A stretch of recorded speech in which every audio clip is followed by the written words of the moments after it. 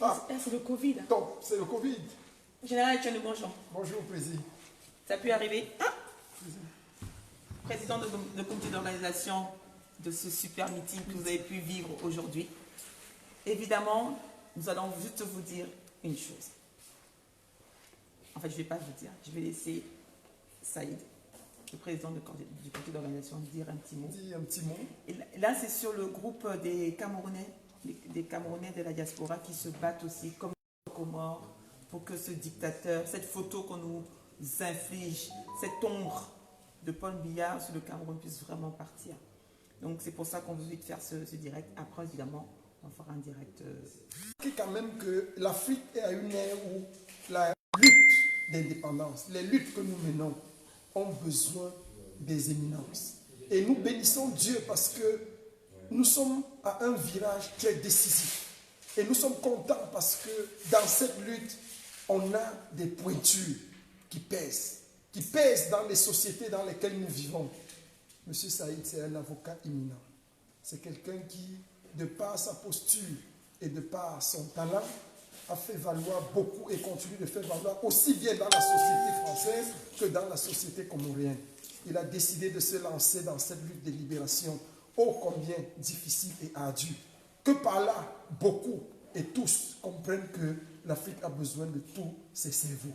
Et voilà des gens qui se sont mis au service de l'Afrique, qui ont décidé de piétiner tout le leadership, de piétiner tous les égos personnels pour que vive l'Afrique.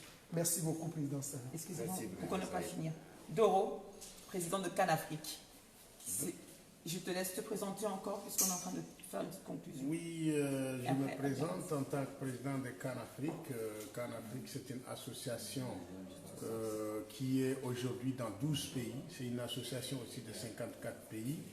Il est décidé de soutenir Warba d'Afrique, qui est en train de rassembler tous les bords qui sont panafricanistes qui se retrouvent ici en France et un peu partout dans le monde, pour vraiment se donner la main que cette lutte-là peut gagner que par l'union.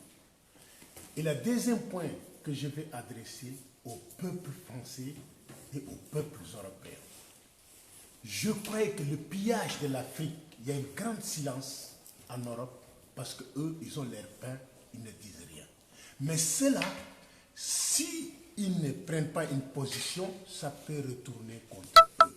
Parce que ça va faire monter la haine des Africains envers les Français qui sont vraiment, n'a rien à voir dans le pillage de colonies qui se retrouvent en Afrique. Voilà. Merci. Donc nous continuons. Le Cameroun n'est pas une colonie. Hein. Chaque fois, je viens me préciser. Mais la France nous pique toujours autant.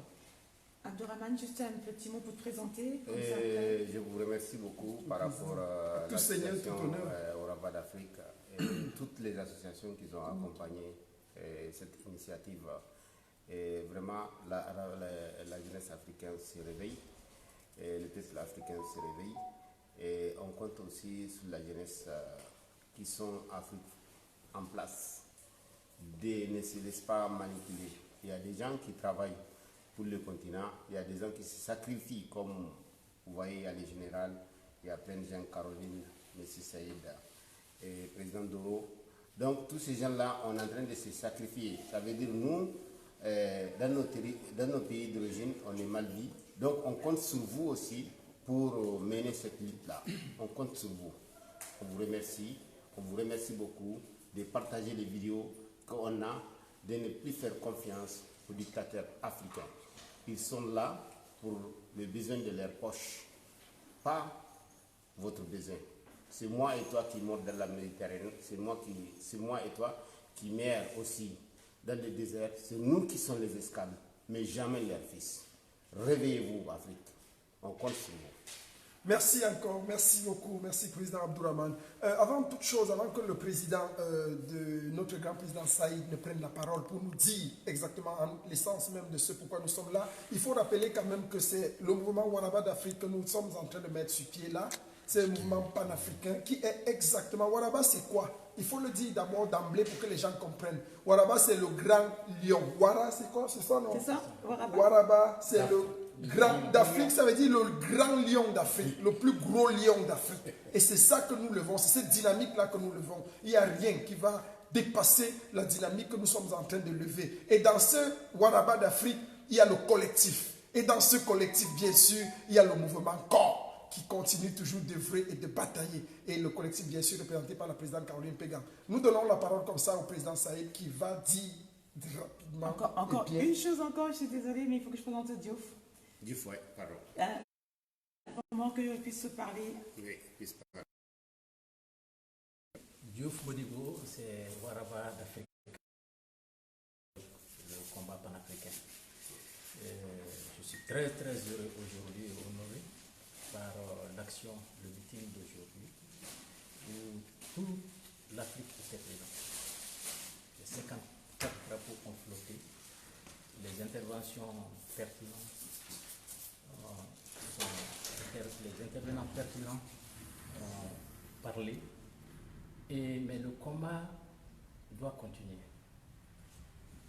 À notre sens, le Mali est à l'avant-garde du combat panafricain. Un pas est franchi, mais le combat doit aller plus loin et de façon très claire, poser les jalons d'une rupture avec le système qui, depuis 60 ans, mine l'Afrique. Je vais parler de tous les accords qui mettent l'Afrique sous tutelle de l'oligarchie française, les accords qui nous... Merci. Merci à vous tous, les membres d'organisation, Caroline, Doro, Claude, Abdourahmane qui n'est pas là, et d'autres également, qui par leur conviction, leur courage et puis leur amour pour le continent sont à l'origine de ce premier grand rassemblement, ce premier grand rendez-vous. Ce fut un rendez-vous réussi, un rendez-vous d'espoir. À travers cette initiative, j'en suis certain, et c'est incontestable, vous avez su donner de l'espoir, en tout cas susciter de la dignité au peuple d'Afrique. Bon, je tenais à vous remercier pour cette très très très belle et précieuse contribution. C'est un premier pas. Et puis, comme ça a été dit, la suite sera longue et semée d'embûches. Voilà, semée d'embûches, il faut être conscient que ça ne va pas être... tranquille. Voilà, ça ne va pas être un long fleuve tranquille, mais ça de la conviction, et si Dieu nous prête vie et santé, notre continent, pour le peuple d'Afrique. Et nos grands-parents ont fait ce qu'ils ont pu, et c'est Dieu seul leur sera reconnaissant. Et nous avons l'obligation de poursuivre le combat qu'ils ont poursuivi dans le contexte actuel,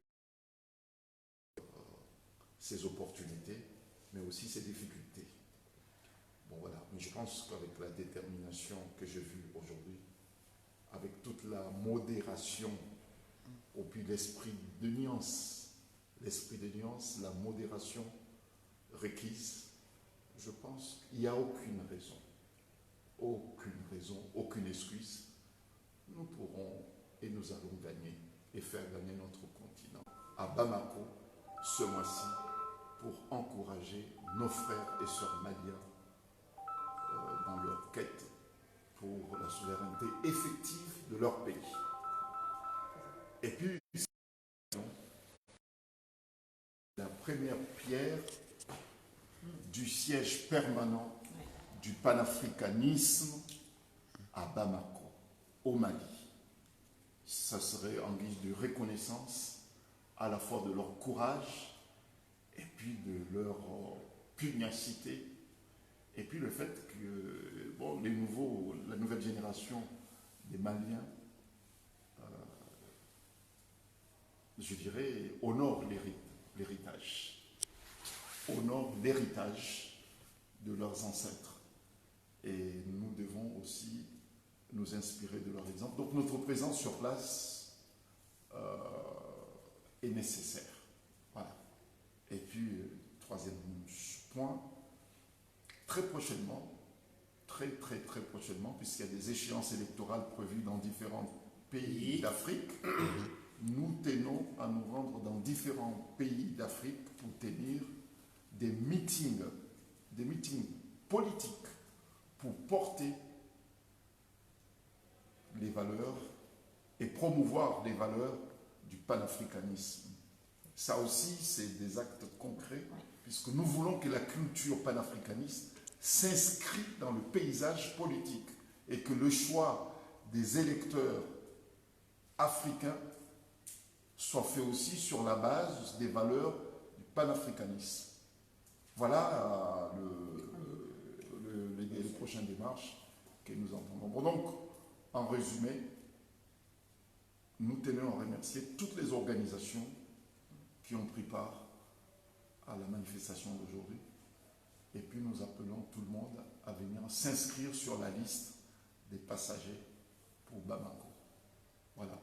Les coordonnées seront diffusées, largement diffusées pour inscrire. On a 5 jours pour clôturer la liste de ceux qui souhaiteraient partir à Bamako, puisqu'il faut organiser ce déplacement. Il faut dégager des places disponibles dans l'avion. Et puis en termes de logistique, il faut que ce déplacement aussi soit suffisamment préparé et bien préparé pour qu'il soit une réussite. Merci et à très bientôt.